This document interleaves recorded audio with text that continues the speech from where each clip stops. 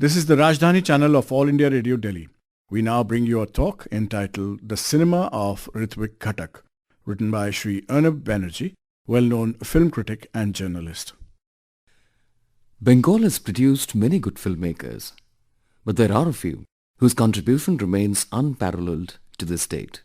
Ritwik Ghatak is one such director who is primarily remembered for his meticulous depiction of social reality in as many as 8 films that he made. Along with prominent contemporary Bengali filmmakers Satyajit Ray and Mrinal Sen, Ghatak lives on. The trio was influenced by Italian cinema and French cinema, particularly by Italian neorealism, as well as French poetic realism, and has had a worldwide effect to nearly all genres of filmmakers in India and even in other parts of the world. But Ghatak and his cinema has become all the more relevant today at a time when the young are getting more and more exposed to his cinema through the medium of technology via internet. A maverick genius that he eventually turned into, Ghatak was born on 4th November 1925 at Jinda Bazar, Dhaka, which was unarguably the cultural center of East Bengal then. He witnessed both the partition of Bengal during Indian independence in 1947 and the independence of Bangladesh from Pakistan in 1971. And as a sensitive child, was deeply influenced by the works of Abanindranath Tagore and paintings of Gangendranath Tagore. In his later phase, he followed the works of Rabindranath Tagore and shared Tagore's deep concern for humanity. At the time of partition, he had to flee to Calcutta, where he, along with his family, lived an extremely strained life. Like many others, he too lost his belongingness from East Bengal. But some new developments and other quirks of fate made him rebellious and progressive. These two historical events turned so brutal in his imagination that their horrors and the bloody passages of history haunted him all his life. His cinema too served as documents of the wailing Bengali conscience. Early on, Ghatak was also affiliated with the theatre arm of the Communist Party of India and, though his concerns were markedly humanistic, leftist ideas pervade all his films. After being in a state of turmoil in Dhaka, Ghatak migrated to Calcutta in early youth, attending the MA class at Calcutta University in 1948. Steeped in social realism, the works of Mrinal Sen, Satyajit Ray and Ritwik Ghatak differ considerably, as the three approach cinema differently from one another. The common thread that runs through their films is that they all made Indian cinegoers aware of neorealism in Indian films and depicted reality from authentic art genre perspective, both in craft and in theory. At different stages of India's cinematic history, they've been cultural ambassadors for India and have won accolades at numerous international platforms. Although Ray remains an icon and is a must in cinema schools, it was Ghatak who can be called an original filmmaker, with no cinematic predecessors. Though Ray continued to dominate the international film scene with 2 succeeding installments in his Appu trilogy and followed it up with Mahanagar and Charulata in the early 60s, Ghatak's films remained in the realms of his homeland. The three continued their meritorious rivalry to the end of their careers, but remained ardent admirers of each other's oeuvre. Ghatak drew a fine distinction between the opportunities offered by the cinema and cinema itself, and insisted on his belief, film has forms. Perhaps to make his point of view clearer, Ghatak moved briefly to Pune in 1966, where he taught at the Film and Television Institute of India. He believed that it was not his innate love for cinema, but rather the huge number of cinema-loving population that drew him to filmmaking. He had often said that he was willing to embrace any other form if it helped him reach millions of people. Filmmaking, thus, was not only art for him, it was also a means to the end of serving people. It was a means of expressing his anger at the sorrows and sufferings of his people. As a filmmaker, the daily struggles of ordinary men and women concerned him so much that he felt responsible for bringing out their inner agony to the fore through these films. Many filmmakers argue that it is only after a filmmaker distances himself from a movement or a tragedy, both emotionally and physically, that he or she is able to do justice to the theme of a film based on it.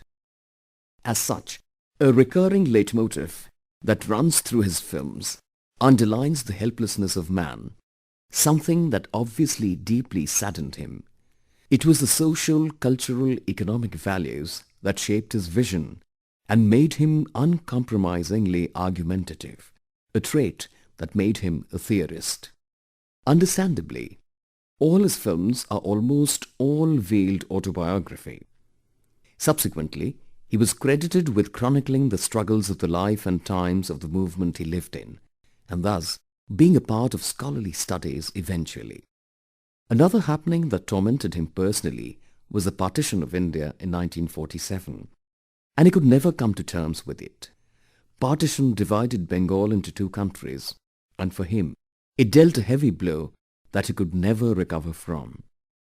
In almost all his films, he dealt with the theme of partition.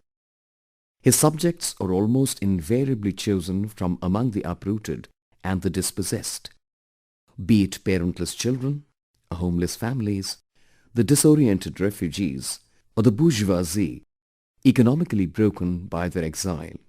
Yet, one gets to see a ray of hope in even the darkest moments.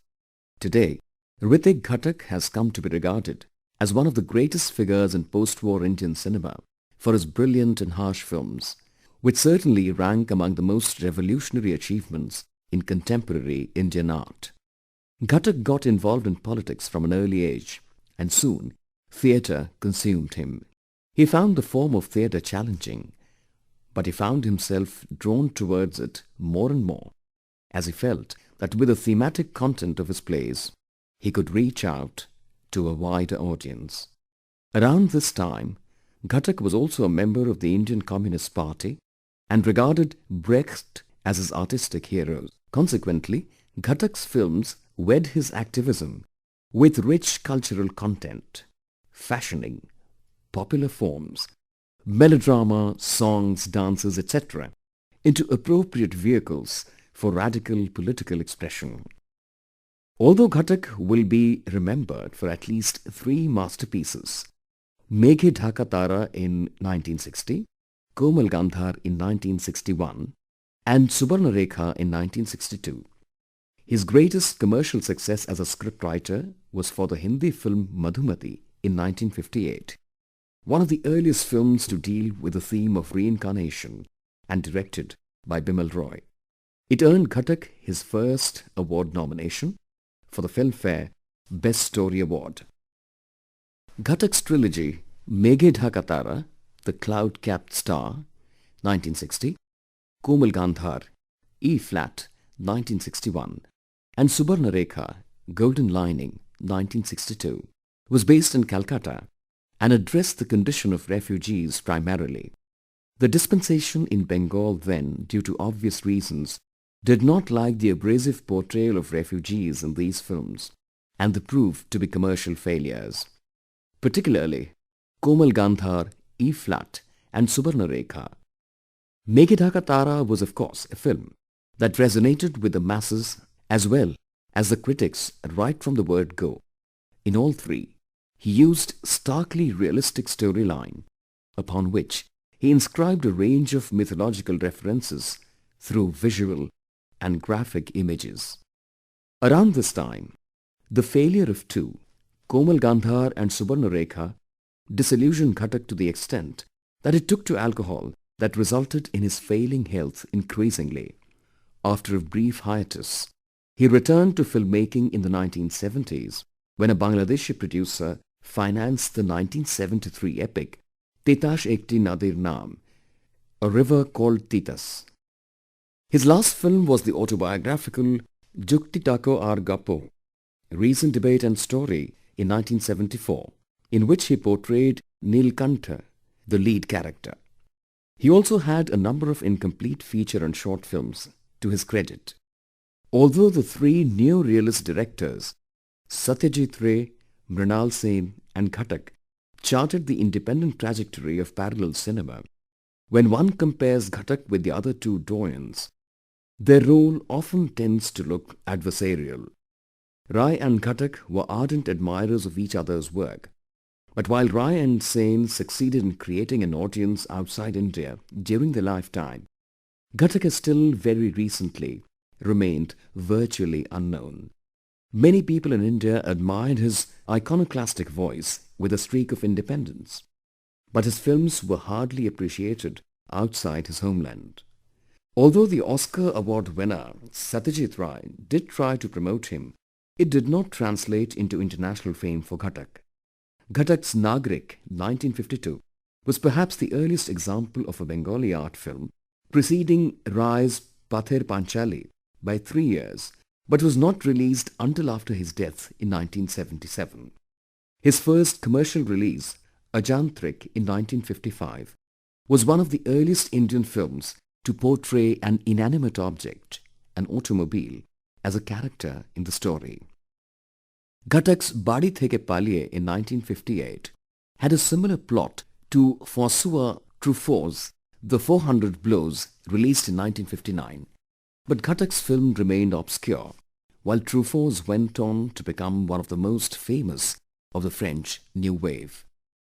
One of Ghatak's final films, Titash Ekti Nodir Naam, is one of the earliest featuring multiple characters in a collection of interconnected stories predating Robert Altman's Nashville by 2 years. Ghatak received many awards in his career, including National Film Awards, Rajat Kamal Award for Best Story in 1974 for Jukti Toko Ar Goppo and Best Director's Award from Bangladesh Cine Journalists Association for Titash Ekti Nodir Naam. The Government of India honoured him with the Padma Shri for Arts in 1970. Ghatak stood entirely outside the world of Indian commercial film. None of the basics of the commercial cinema, where singing and dancing or melodrama and the use of stars are a must, ever featured in his work. For this reason, he is watched by students and intelligentsia, not by the masses, although his global acclaim seems to have evinced a keen interest in him by the common man, especially the youth. His students have tended to work in the art cinema or independent cinema tradition. Ghatak's work as a director influenced many later Indian filmmakers, including those from the Bengali film industry and Bombay. He is said to have influences on Kumar Shahani, Mani Kaul, Ketan Mehta and Adur Gopalakrishnan. For example, Meera Nair has cited Ghatak, as well as Rai, as the reasons she became a filmmaker. Ghatak's influence as a director began to spread beyond India much later, and in the 1990s, there has been an endeavour to restore his films besides international exhibitions that have belatedly generated an increasingly global audience. Let's hope he continues to haunt us through his masterworks. You just heard a talk entitled The Cinema of Ritwik Ghatak, written by Shri Arnab Banerjee, well-known film critic and journalist, with assistance in production by Shahnawaz Khan and narrated by Manoj Mayankar. It was produced and presented by Naveen K. Gupta. This broadcast came to you from the Rajdhani channel of All India Radio, Delhi.